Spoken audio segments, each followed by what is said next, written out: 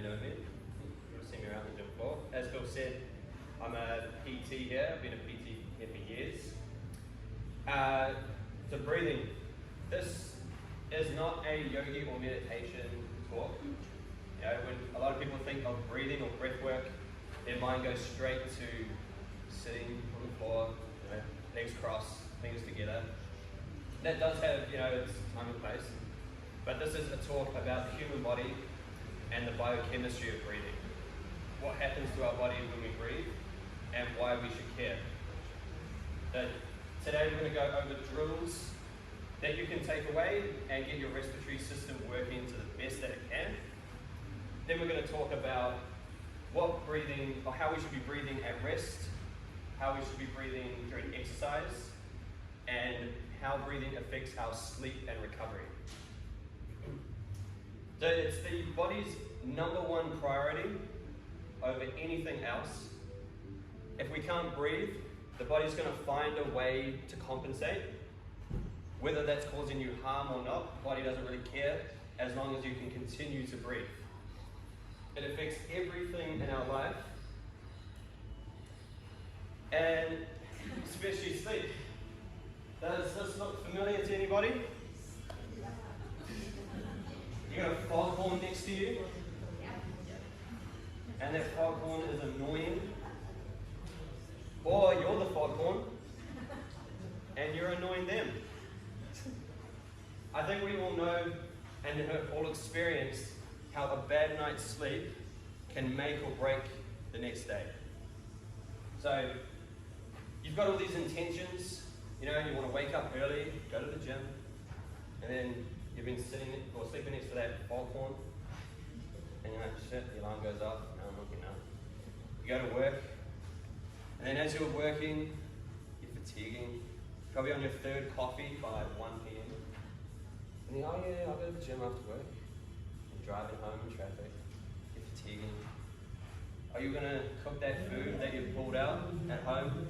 And then you see those golden arches on the way home? You're like, oh, that's convenient. Turn off the drive-thru. We've all been there. I've been there. It literally can make or break your day and days following as well. In today's environment, and what I see here and outside of this gym, is that we are under-recovered, overly stressed, and we have this highly stimulated nervous system. Now, everything is designed, especially in the city, if you're living in the city like we do, is designed to just go, go, go. We've got traffic, we've got people all around us. Everything is really just emptying our cup. And then we come into somewhere like the gym and we try to exercise, and then we get those things like injuries or joints just don't feel that great. And we wonder why. I'm doing everything I should. But what's happening is our nervous system just can't take much or take any more. Our cup is full, and we keep trying to add to that by coming into the gym and exercising, because exercise is a stress. It's a good stress and we need it, but because we're so stimulated and under-recovered, we just can't handle it that well. So you may have seen a lot of us PTs, we start off with our clients on the floor. A lot of that is around, like thinking, why are they on the floor? We're at the gym. A lot of that is around to bring their nervous system down so they can handle more. Then when you finish up, it's a good idea to go back down on the floor, kickstart recovery with some breathing. Everything is around an overstimulated nervous system, and we don't have much that is designed to let all that go. Now, I'm really passionate about this topic because I've had respiratory issues all my life. I was born with asthma, and I didn't really know any different. I just thought that's the normal. I'd go to the doctor, I'd get my inhalers, have that twice a day, 2 times in the morning, 2 times at night, and off you go. You come back for a checkup, oh yeah, your breathing's still shit, cool. Here's your medication again. Never was I told about anything about asthma. I was never educated about it, what you could do about it, and if you could get rid of it. In fact, when I even mentioned about getting rid of it, I just got laughed at. No, you can't do that. I was a very overweight, unactive teenager and kid. When any thought of exercise or PE came into my mind, or I was challenged with that, I would run away. Well, I wouldn't run away from it because I wouldn't want to do that. Roll away. I'd literally throw my PE gear away on the way to school. Or I'd look at my timetable and go, oh yeah, cool, there's PE, I'm off to a mate's house, that's my day done. And I'll just avoid it as much as possible. Because I know what it feels like to not be able to breathe. It is the worst feeling ever, one of the most helpless feeling ever. And some of you may have experienced that recently in the last few years with COVID. I get people who come to see me with respiratory issues, with asthma mainly, but more recently, COVID-related respiratory issues. COVID's been a bit of an insight into what asthma is like for people. So, yeah, more towards my intermediate and college years, I was finding that I was stressed, didn't know why. I was anxious, and I couldn't focus. So the teachers would always say, he's a lazy student. Maybe there's some truth to that, but you know. I was anxious to go to school, didn't know why. I was anxious to hang out with friends, so people that I knew. And then I always remember when I started getting anxious going to like the town centre, shopping centre, and I'll start planning in case I had to speak to the person behind the counter. Oh shit. So I start planning the conversation in my head. And I didn't really understand why any of this was happening until later years when I learned about the respiratory system and how when your breathing is off, your entire system is at red line. So, again. Gotta try and sort it. Gotta try and sort it. Yeah, you go. Asthmatics are overbreathers. So it's generally the opposite to what a lot of people think. People think that they can't breathe enough, so they tell them to keep breathing, where that's the opposite. They're breathing way too much oxygen, and they have no tolerance to CO2. But you don't need to be an asthmatic to be an overbreather. It's not up yet. But what that does say is that the average human takes 15 to 22 breaths. So you don't need to be an asthmatic to be an overbreather. If people are taking 15 to 22 breaths, and that's common, but the normal, what it should be, is 6 breaths per minute. So they're taking 15 to 22 per minute, and it should be 6. So people are taking double to triple the amount of oxygen on per minute. And you think about that over an entire day. If you were to do anything in excess is really not that great for us. Think about if you ate double to triple the amount of calories per day. It wouldn't be that good, would it? The same as for the respiratory system. It's the exact same thing. Where we have too much oxygen in our system and we have this low tolerance to CO2. The body starts to lose function when we don't have this tolerance to CO2. So that's what we're going to do now. We're going to do the interactive stuff. It's everyone's fun thing, you know. Don't worry. Yay. Cool. Yeah, should be said. Everyone loves interactive, I know, but we don't have to talk to each other. It's okay. Yeah, it's all right. It's all right. What we're going to do, we are going to see what your tolerance is for CO2.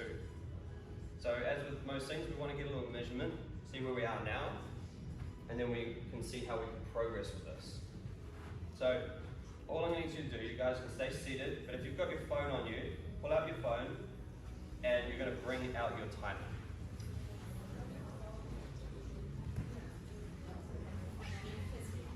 If you don't have your phone, it's okay. Just use the stopwatch in your brain.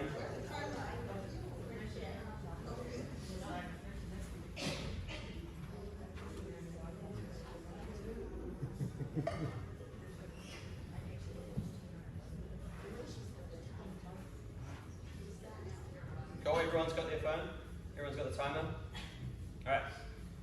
I'm going to repeat these a few times, so don't worry if you don't remember the instructions, and we're going to do this twice. So this is called the BOB score. This is the body oxygen level test. We're measuring your tolerance to CO2. All I'll get you to do is stay seated. You're going to take a breath in through the nose. You're going to breathe all the way out through the nose. Pinch your nose and start the timer. Then as soon as you feel like you need to breathe, that's when you stop the timer. So it's not a competition. Every time I do this in a group setting, so it's 1 or 2 people that want to break the record. It's not breaking records here. As soon as you need to breathe, you stop the timer. Alright, we're going to do this twice, and I'll keep repeating the cues. So take a breath in through the nose. Breathe out through the nose till all air is out. Pinch your nose, start the timer. As soon as you need to breathe, stop the timer.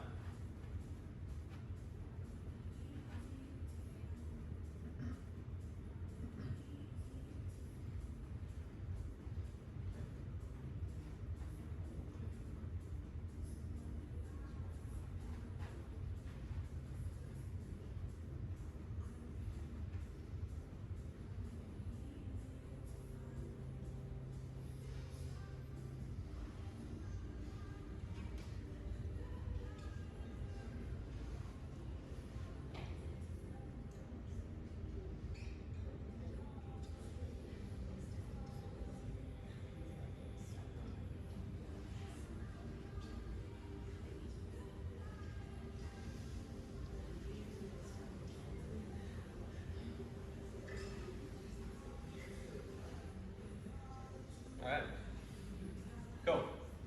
We're going to repeat this one more time. All you need to do is just remember the score that you think you did it correctly. Really.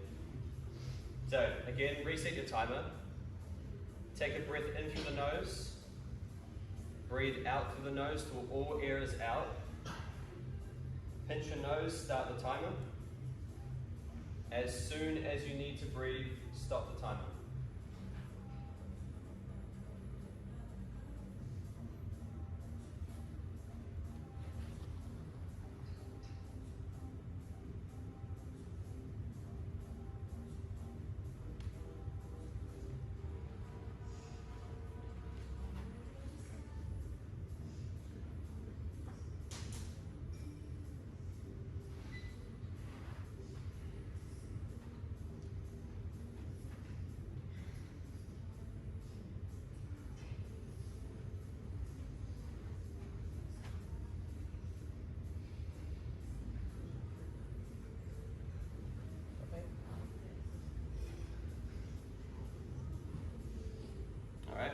Cool. Alright.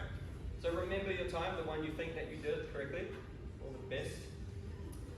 So, what does your time really mean? So, this is split up into 3 categories. Now, what I'm about to say doesn't mean that you have these things, but it is more than likely, and it's what we see with these times.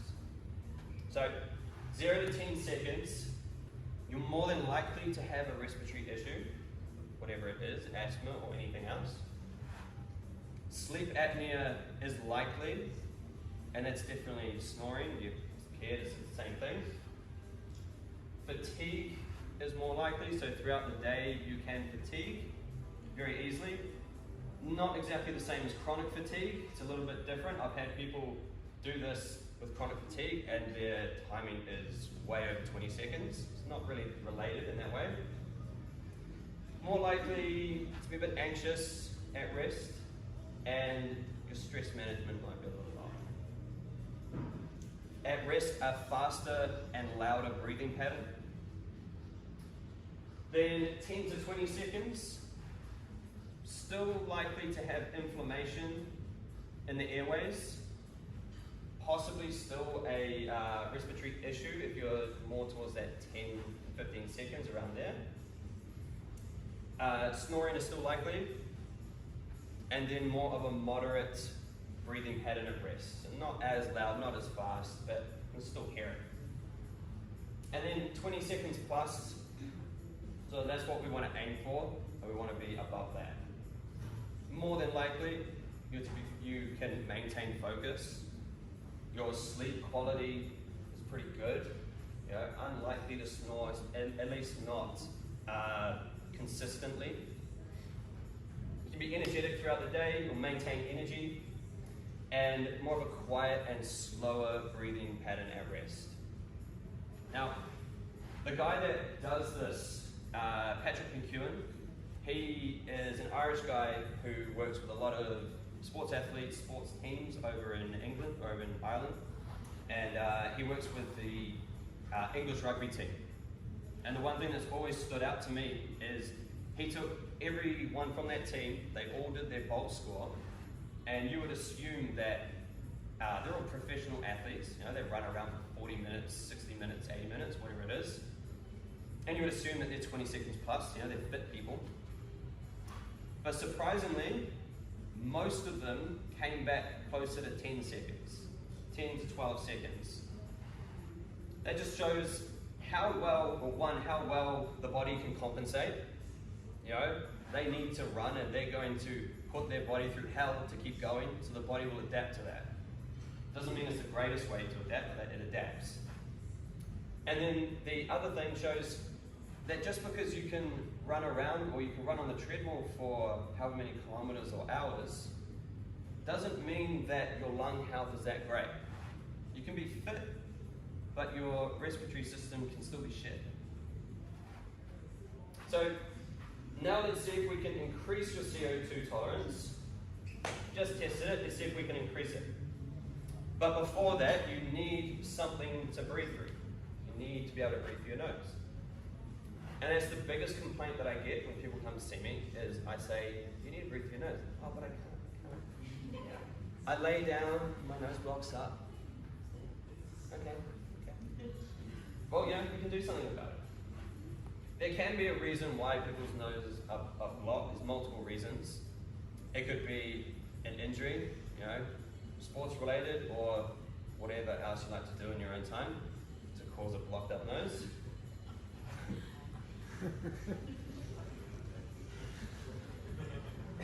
But what is more common is people just don't use their nose. So when we have this overly stimulated nervous system, our breathing becomes quite rapid. We go into a state of shock, we don't even really know it, and we start breathing through our mouth. You see this a lot when people are trying to focus and exercise. So, again, we'll get you guys to pull out your phones. All you need is your phone screen. If you don't have your phone, use your finger, place it under your nose. All I get you to do, put it under your nose, take an exhale, and you want to see the halo form on your screen. If you don't have a halo, or you only have one halo, your nose is blocked. Now hopefully that's the only thing. Hopefully that's the only thing that turns up on your screen. There's some tissues around here if you do.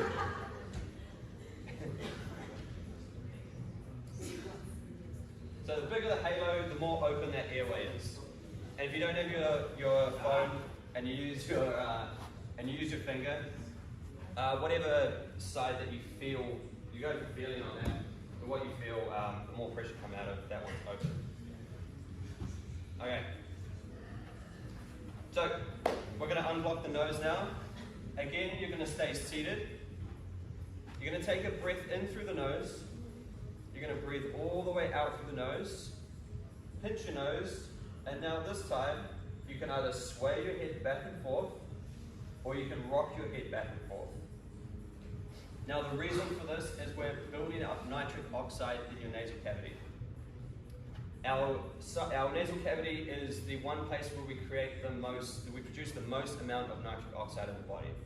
And nitric oxide is a blood vessel dilator. It helps dilate our blood vessels and opens up and gets rid of any inflammation, especially in the nasal cavity and airways. So we'll do this twice.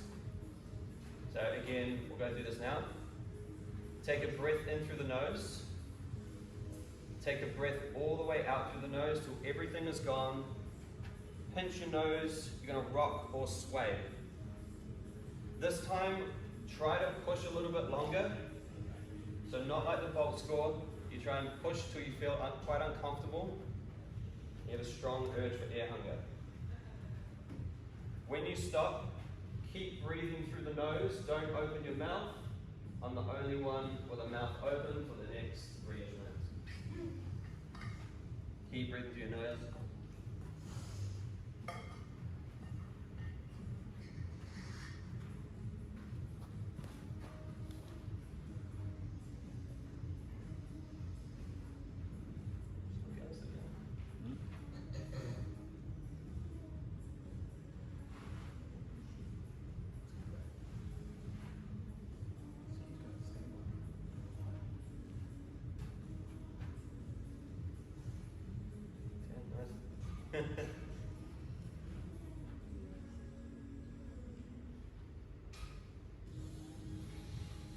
Alright, we are going to do this again.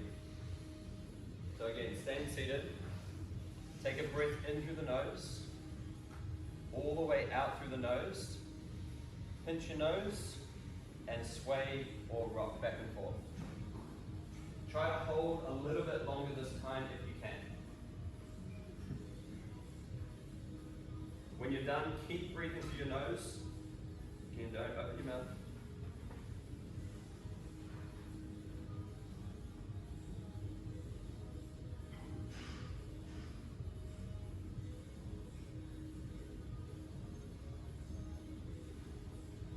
That looks great for a second. Oh no, it's awesome, mate. I was thinking about doing around, but Yeah. Right, keep breathing through your nose. Pull out your phone and retest. Long exhale onto your phone.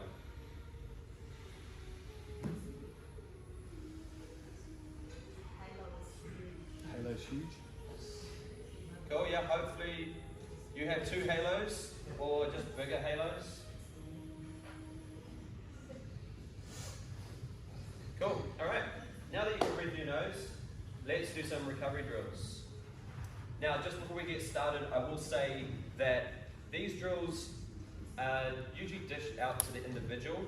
So it's a case by case on how I would dish these out. Because what we're doing is we're trying to build your tolerance up to CO2. And if you have a low tolerance to CO2 and you try and build it, it can be quite uncomfortable. You can get a bit of a panicky feeling right here. So just to say that, we are going to do 2 variations of it. We can choose which variation you want to do. So usually you can do this seated, and that's the more comfortable one. And the other one is usually walking, but because of the space that we have here, we're just going to do marching on the spot. Okay? So that is the more advanced one. So choose what you feel comfortable with. We're going to do this twice. So after the first time, if you feel like you can stand, that's cool. Or if you feel like standing was too much, sit down. Okay? What we'll do, I'll talk you through it. We're going to take a breath in through your nose, again, out through the nose, all the way till it's all out. Pinch your nose, and then march on the spot. Okay? This time, try and push yourself even longer on that breath hold. Try to get uncomfortable. Okay? So whoever wants to stand, you can stand or stay seated.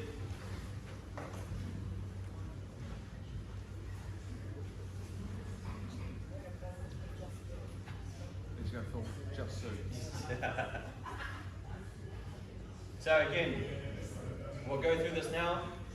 Take a breath in through the nose, out through the nose, all the way out.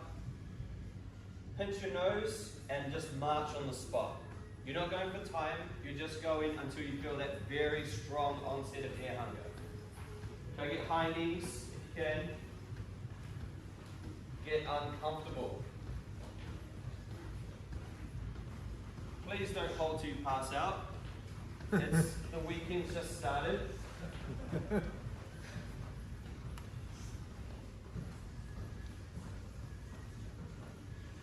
Breathe through the nose, keep breathing through the nose when you stop. Again, I'm the only one with the mouth open. This one's great to do with kids if you want some peace and quiet. All right. Again, breathe in through the nose, all the way out through the nose. Pinch your nose and march.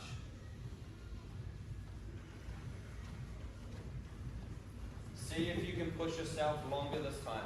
Get uncomfortable.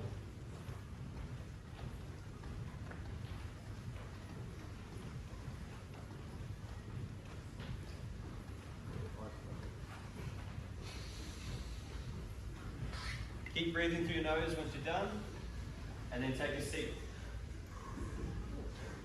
Keep breathing through the nose. I'm going to give you about 30 seconds just for your breathing to calm down, and then we're going to repeat your bulk score. So pull your phones out again and bring up your timer.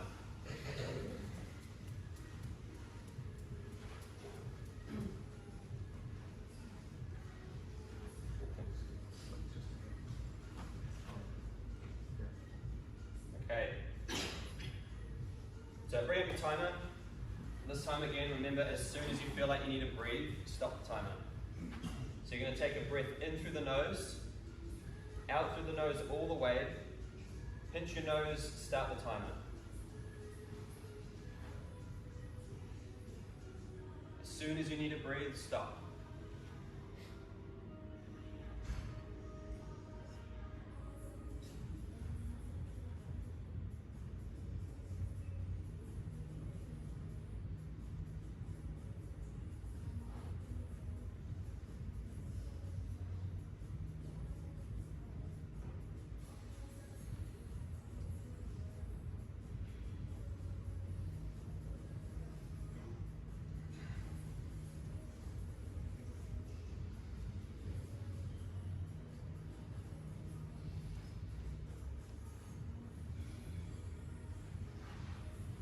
Cool. Alright. Hopefully your guys' score has increased. So if you remember back to your first one, you maybe feel a little bit more relaxed and you can possibly breathe a bit easier. So let's say you are taking 6 breaths per minute, but then you're just walking around and you're trying to catch flies. You're still taking on way too much oxygen. So you can still breathe 6 breaths per minute, but if it's through the mouth, you're breathing in way too much O2. It's the way that we are breathing that's affecting us. Our mouth is really for speaking and for eating. That's really all it is. I'm sure we've all been around someone when we're watching a movie and you chuck, say, Indiana Jones on. And then all of a sudden, Darth Vader's in Indiana Jones. You put Shortland Street on. Does anyone watch Shortland Street? Or whatever it's on. And then Darth Vader's on that. One thing that I always remember, and it's happened a couple of times, I've had someone come to me, not for them, but for their husband. And they're like, I just can't take it anymore. We're trying to watch a movie, and all I hear is his breathing. We don't sleep in the same bed anymore. All I can hear is him snoring, his foghorn. So it's affecting and straining relationships. You know, you really think watching a movie could be so stressful. But try sitting next to someone that sounds like that. Mouth breathing it affects everything. It puts every system that we have into a state of stress. It affects heart rate, blood pressure, it restricts blood vessels, and even brain activity. So we start to fatigue. We see this a lot. I'll say even when you leave here and over the weekend, watch people driving. You should be driving, but watch. I'm not going to be liable for any car crashes in East Auckland. Watch around you, and you'll see people trying to concentrate. Once you see it, you can't unsee it. It's frustrating. So, like I said, the mouth is for eating and talking, but we have this thing on our face that's not just for smelling, it's for breathing. The nose is the filter to our body. It has a filtration system in there that filters out germs and viruses, bacteria that's in the air. Now, I'm not saying that when you start breathing through your nose you don't get sick, but you do reduce your chance because you are using a filtration system in there. When we breathe through our mouth, we've got cool air going to the back of our throat and then down into our lungs, into our airways. That's creating inflammation here, and so sore throats. Then it's creating inflammation here. If you have inflammation here, you have inflammation here. So then we create this cycle where the nose gets blocked up and we just can't breathe through our nose, so we just revert to breathing through our mouth, because again our body will adapt to what it can do to keep breathing. Whereas the nose moistens the air when we breathe it in, all up in here, it heats up the air, so by the time it gets to the back of our throat, it's warm, and by the time it gets into our lungs, it's still warm. When we have warm air coming in, we absorb more oxygen into the bloodstream, but we're not saturating our body with it. So we absorb what we need, and we get rid of what we don't need.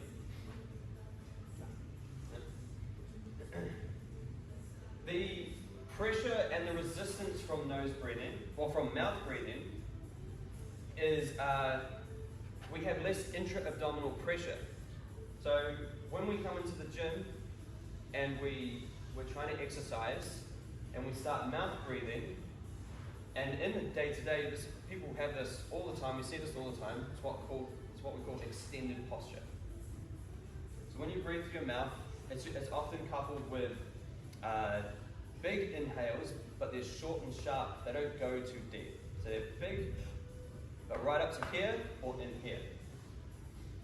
Then you get in this what's called extended posture, anteriorly tilted pelvis, flared rib cage, and then we wonder why our backs are so sore, and you get told you've got a weak core or weak glutes. I'm not going to get into that because I'll go on for hours.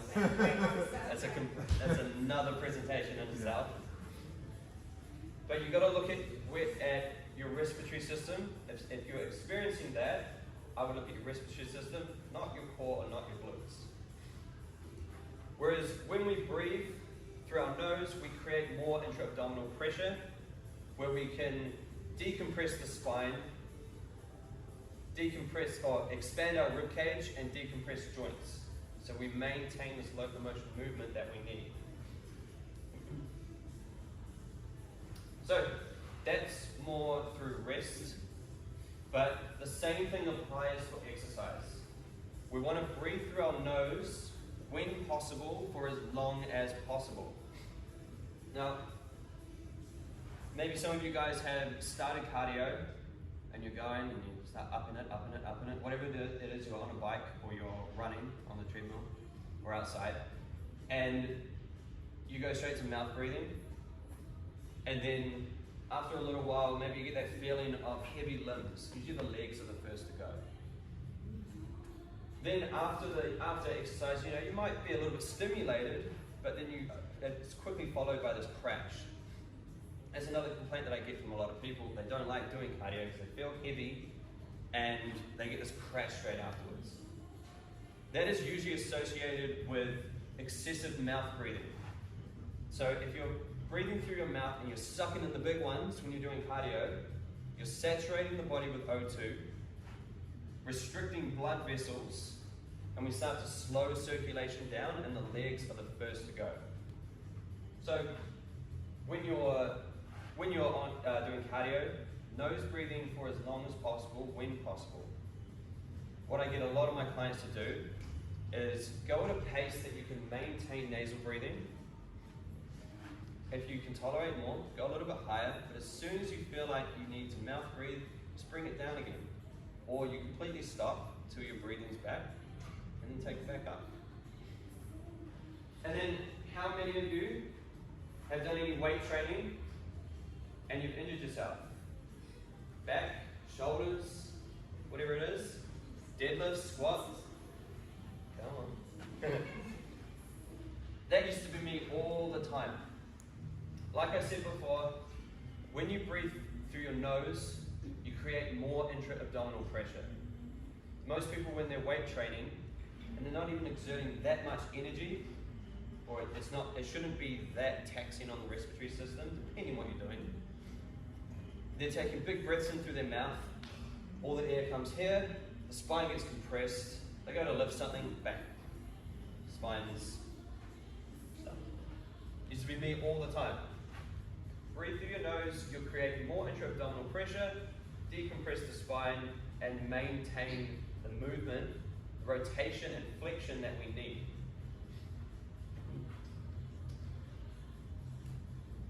Alright. I'm going to bring a grey cloud over the room now. We'll get real dark and serious. You know, we spoke about sleep before. And we will joke about it. You know, we joke about snoring. I joked about it before with the foghorn. You're either the foghorn or your partner. Now, it's not that funny when we think about it as the not-so-silent killer. So when you hear that foghorn next to you, you're literally listening to someone dying. Now, I'm getting serious about this because I get people with sleep apnea who come and see me, all various ages, from 60, 40, 30. It used to be something that was more common in people 60 plus, but now you're seeing it in 20-year-olds, people in their 20s and people in their 30s. Every single one of them has said to me they feel like their life has just been taken away from them. They feel helpless, they're always tired, they get a little bit anxious before they go to bed, and they've got to sleep with a machine on their face. And a lot of them have always said to me that I used to be so fit and so healthy, I don't know what went wrong. Some of them have even said that, you know, I noticed I snored, but I didn't realize that it was actually that much of an issue. So, when you're snoring consistently, it's okay. It's not okay, but it's okay if it just happens every now and then. It could be for whatever reason. Your nervous system, you know, that day has been a bit stressful. But if it's a consistent thing, you think about night after night for 6 to 8 hours, if you're lucky, that you're starving your brain of oxygen, which is bringing on early onset of Alzheimer's and dementia. I had 2 of those people who got sleep apnea who recently came to me saying that they've just been told that they're showing signs of dementia and Alzheimer's. And it's all come down to the way that they're breathing at night, or the lack of breath at night, and they're starving their brain of oxygen, of O2. So, didn't mean to bring it all down, try and bring it back up. But a quick tip is, if you can hear your breathing before you're going to sleep, if you're on the couch or you're laying down in bed, you're about to go to sleep, and you can hear your breathing, it's loud and rapid, that's a sign that your system is not ready for sleep. It's not primed for sleep. It's still rampant. It's still going. You may be tired, but your system's not prepped for it. But don't worry, there's something that you can do about it. Yeah? Let's bring it back up. We just went through 2 drills that you can do, one to open up your airways, and then one to increase your tolerance to CO2. Now, I highly suggest that if this is something that you feel that you're experiencing, you know, it could be stress throughout the day, or you're sleeping, it's taking a bit of a beating, or your partners, tell them, to start implementing those drills before sleep. If you feel like your nose blocks up, do the nose unblocking drill. Follow that up with, you can do it laying, what we did, the recovery drill. If you can start there and you can manage that, then I suggest doing the recovery drill before exercise. If we can empty the cup of stress of how our nervous system is, if the nervous system's up here, we can empty that, and then we go onto the gym floor, we can handle more, the body can handle more stress. And then we can start creating better change in the body and hopefully reduce things like inflammation in joints, so you can start improving the way that your exercise is going. And if you can handle that, at the end of your exercise, your workout, lay on the floor, do the recovery drill again, so you can kickstart recovery. You're bringing your nervous system back down so you can kickstart recovery. Don't worry too much about that protein shake, or they still have their place. But if your body is still stressed out, it's not going to absorb any of that well, and you're not going to recover that well. If you need help, come see us. We've got an entire team here. Most of us specialize in all this. We're not that scary. You know, we might be concentrating out there with our clients, but it's okay. You can come say hello. You know, it's all right. It's fine. Just before we finish, I wrap this up. Some resources if you want more information on this. What I always say is, if you're a human being and if you breathe, I hope you do, listen to breath or read breath. I listen to books, but read the book Breath by James Nestor. It's one of the best books ever. I listened to it multiple times. I've listened to it multiple times. Just quickly, in there, he does this experiment with a group of people, including himself, where they get all their markers for blood pressure, diabetes, resting heart rate, all this. Then they plug their nose up, and they cannot breathe through their nose for 14 days, 24/7. After 2 days, he commented, "Why did I do this? This is the worst thing I've ever done. This is such a bad idea." After 2 days, he noticed things like the urge to eat junk food, which he never had before. Fatigue would set in, all this stuff. At the end of the 2 weeks, they redid their tests, looked at their markers. Blood pressure had increased.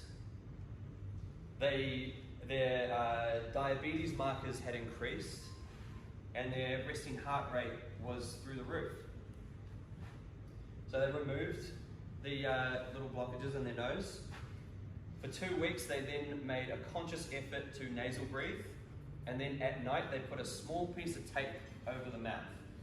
That's another thing I recommend, that if you have trouble snoring, a small piece of tape over the lips right in the center. Within 2 days, they noticed how much better he felt. And then at the end of the experiment, they all redid their markers, and some of them came back with better results than what they had prior to the experiment. I think that was pretty cool. And then the other two, no, they're gone. Just worry about it. Yes, don't worry about that. The oxygen advantage and the breathing cure. So I spoke before about the guy, Patrick McEwen, with the Bolt score. So he's the owner and writer of the oxygen advantage and the breathing cure. He goes a bit more into like the sciencey side of it and what's really going on in the lungs and the body.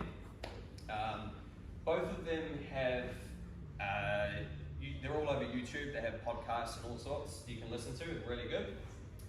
And then, oh, it's not up there, but check out my Instagram. I post a lot about breathing mechanics. Not only that, biomechanics, stuff that we work on here in the gym. So that's Robert Scott Fitness on Instagram. Oh, there's no point in pressing this. But imagine that saying thank you. Thank you all for coming in today. I hope you've all taken something out of this. you can see maybe something like a light bulb moments come where you thought, oh, okay, maybe that's why I'm feeling the way I do, and then hopefully you can apply those drills somewhere in your day-to-day life. As Phil said, this is